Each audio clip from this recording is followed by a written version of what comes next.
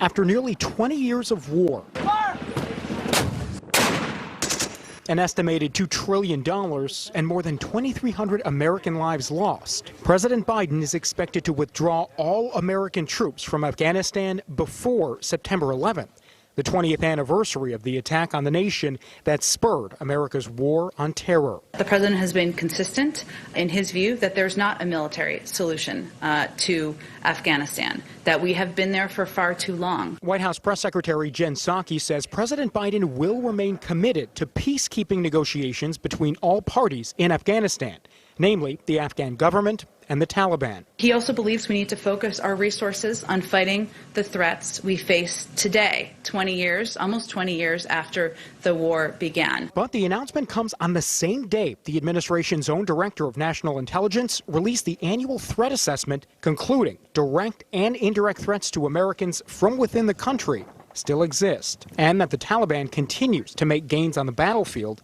adding, quote, the Afghan government will struggle to hold the Taliban at bay if the coalition, meaning American troops, withdraws. At its peak level in 2011, 98,000 American troops were deployed in Afghanistan.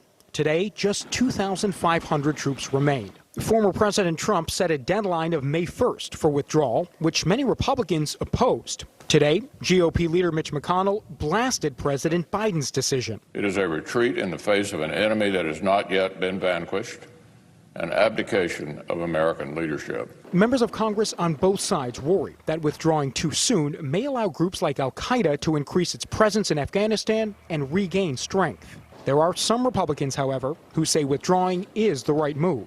I'm glad to see us moving out. I've got a daughter who was an infant when that war started. She's now halfway through college. I want to see us get out of there, and a timely withdrawal seems like a good thing to me. Many Democrats support the president's decision, saying after 20 years, it's the best option in what has increasingly become a no-win situation. No longer have a permanent footprint. It's just a strategic decision about how best to fight terrorism, and I think it's the right one.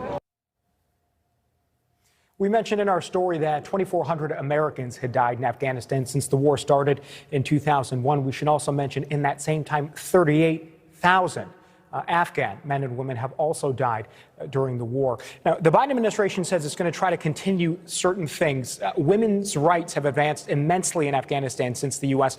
has been there, and the U.S. has also taken in a number of refugees and visa holders that actually helped the American military there. The administration says those things are going to continue, even if we don't have boots on the ground in Afghanistan. Reporting live tonight in Washington, D.C., Joe Khalil, NewsNation.